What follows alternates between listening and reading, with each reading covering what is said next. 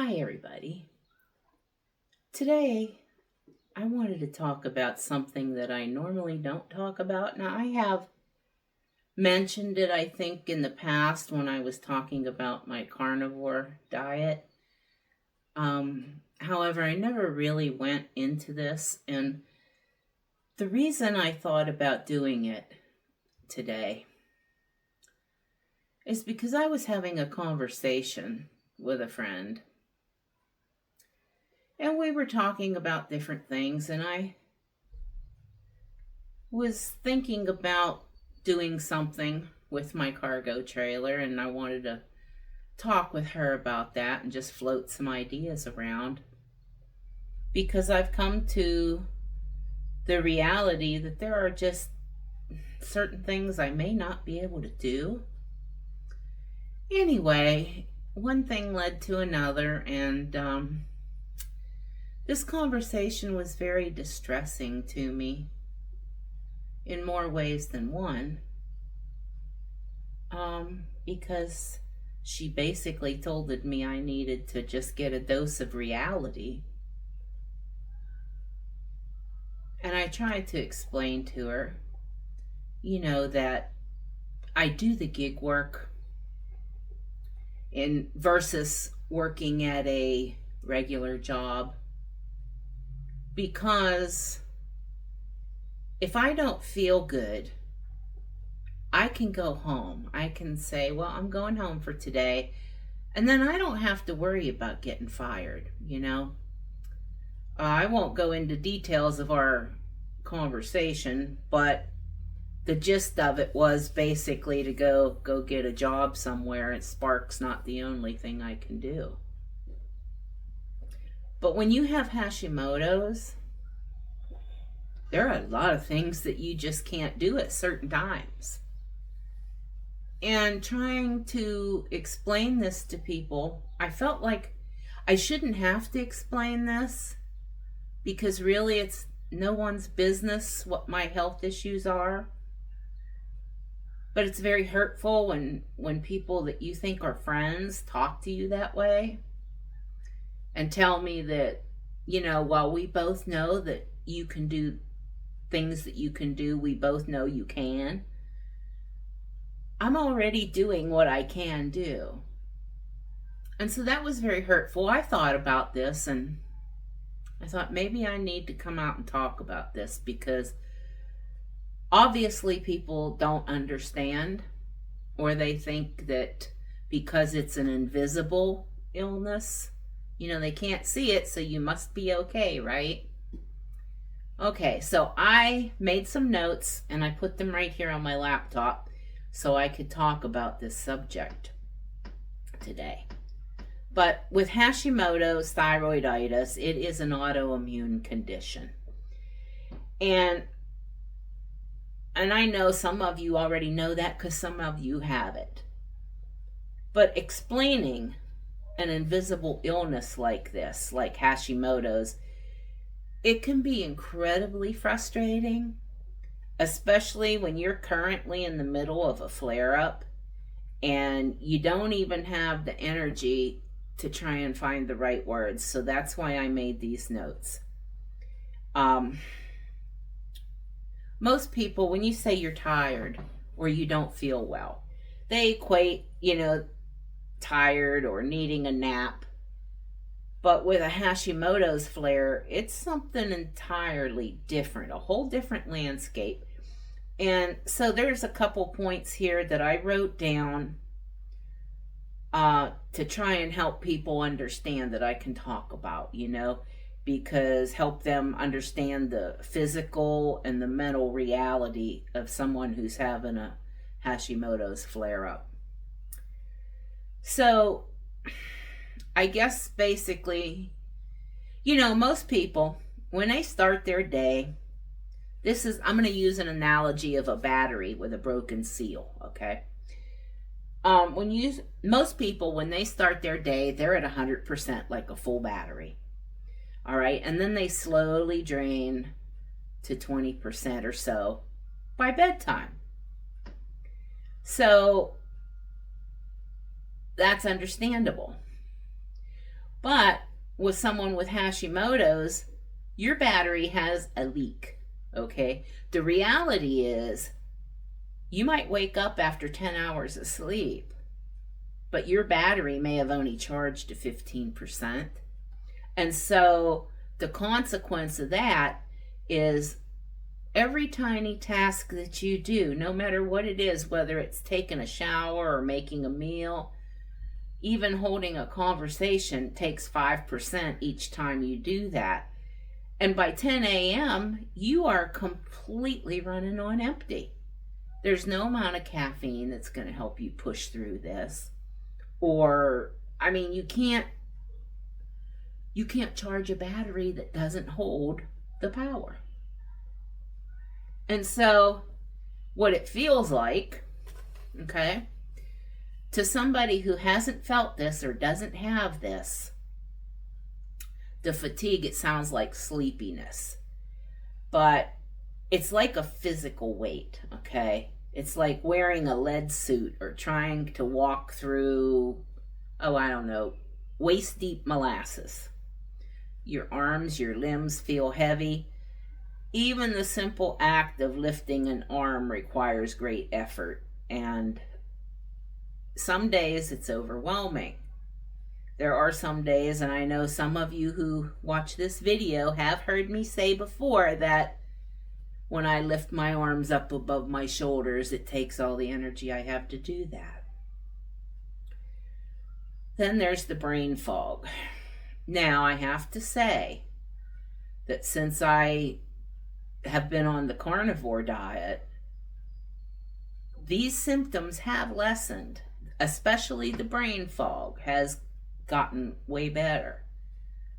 However, I still get these flare-ups. I still get this, and sometimes it's really bad. This is why I can only do so much, and I prefer not to go work part-time at Home Depot or Walmart or wherever, because I never know. You never know when your flare-up's going to hit. I've had this since 1991. Now, it wasn't diagnosed until about 8 years ago, officially. But my doctor in 1991 told me he suspected it was something called Hashimoto's, but there was not a lot known about it at that point. So I know what I'm dealing with. This has come and gone over the years.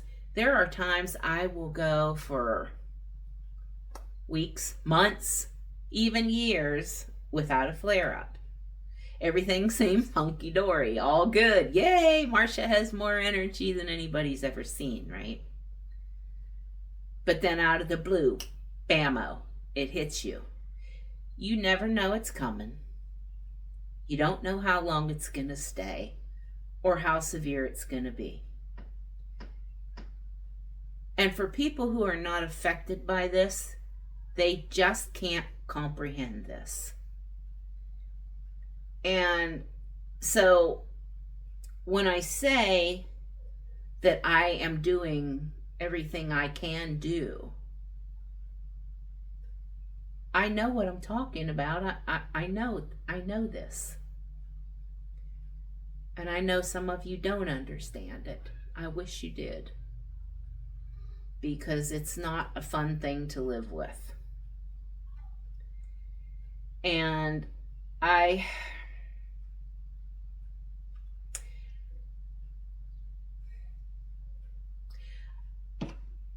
guess that's why I wrote these notes, because it's really hard to explain this. Those of you who have been with my channel and have followed me for any amount of time, you see that sometimes I'm very regular with my videos and my content, and I'm very upbeat and optimistic. And then there are other times it seems like I disappear for a while, or I just don't seem as happy and upbeat as sometimes that I am. Well, I think this is the main reason for that. I don't want to go into all of that. I just wanted to talk about this because there are thousands of people affected by this hundreds of thousands in this country. Hashimoto's is the main cause of a hypothyroid. But you go to your doctor and all they do is, oh, let's test your T4, your TSH. Test that and they're like, oh, well, it's within range, so you're good to go. Yeah, now some doctors will test your T3 and a few other tests like your free T3 and reverse T3, and they'll test the two different tests for your Hashimoto's antibodies. There are some doctors that might test for that, but they still don't know what to do to fix it. I have a current doctor right now that won't even do both Hashimoto's antibodies tests. I told her I had Hashimoto's. She did one test and come back and said, well, yeah, that's confirmed. I said, yeah, I know that. So it's so frustrating because the doctors that can deal with this, that can have results and help people with this to truly heal from this and make it better, most of them don't take your insurance. And you know what that means for a lot of us. That means we don't get to go see those doctors, the ones that truly care and know what they're doing. Anyway, I got off on a rant here. Let me get back to my notes and the format for this video. Anyway, Hashimoto's.